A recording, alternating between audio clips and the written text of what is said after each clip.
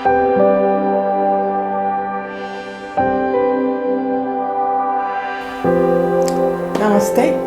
and welcome to class, and thank you for sitting with me with your unconditional attention. And today we're going to talk about food in relation to the solar plexus. This is the physical aspect of the Manipura chakra. And I want you to imagine, in terms of civilization, how we have evolved in our eating habits. In the beginning, it was just small families, groups.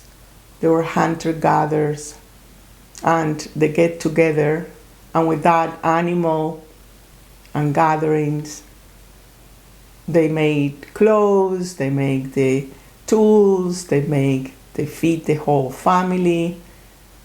So it was very important what happens around food and eating.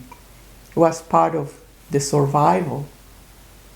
And as we move through history, food becomes part of our conscious mind, our subconscious mind, and our unconscious mind. In the conscious mind, it's just, I am referring to that respect and awareness to select the food that your body needs.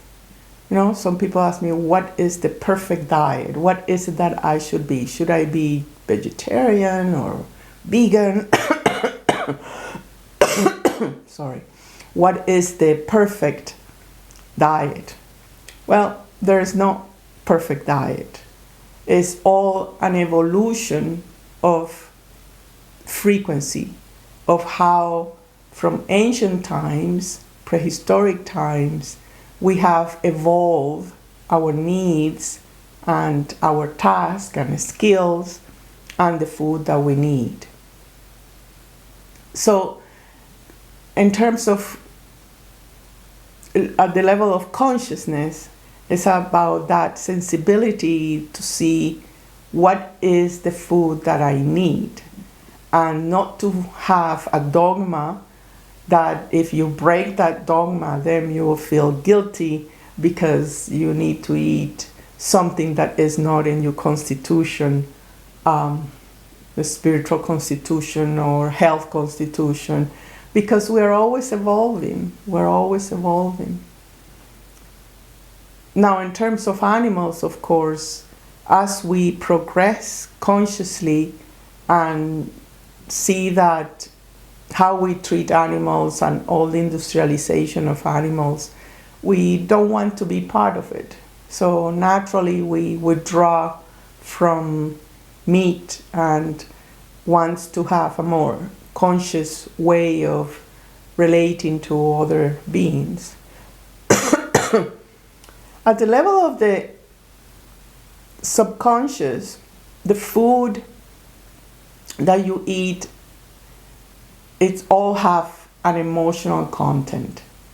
If you eat a sandwich, that selection of bread and tomatoes or cheese or whatever you put in it, it has an emotional connotation. It's because that's the way your mom used to prepare it, is how you felt the first time you ate the sandwich, is how comforting it is for you to have that in winter or in the spring. So it have an emotional content, and that emotional content is related to comfort and safety.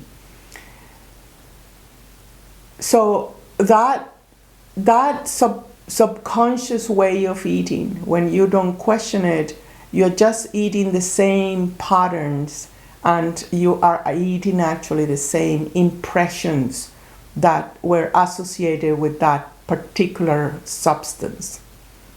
So as you purify and bring that into the conscious, the the food have a different meaning and it doesn't have the weight of the emotions. And then in the subconscious, the food, related to food, to the physical aspect of this chakra, is culturally, is how we socially drink the beer to feel part of the pack, how we eat in certain ways, so we reaffirm our way of thinking or our taste, or it's just a way to feel included, to feel loved, to be part of something bigger. And that becomes quite a strong impression in that chakra. It's the more fundamental part of this chakra is food, is what do I want to taste good to make me feel emotional safe, included, loved, nourished, and content. So how we, as we move into our practices and how this chakra start releasing all these patterns from prehistoric times, we can see those deep-seated impressions about food that we have inherited and we have accumulated subconsciously or unconsciously, and we don't make the effort to really check every moment, what is it that my body wants? And this is important because when you are choosing more agile, in a more agile way, you are more in cohesiveness with how your mind is changing, how you subtle now that puts you in a new state of impressions and a new state of perception is in cohesiveness with matter, is in cohesiveness with that nourishment. And the attachment that comes with food is huge in the way that you think you should survive, and how we move from the unconscious to the subconscious and we liberate that emotional charges from food.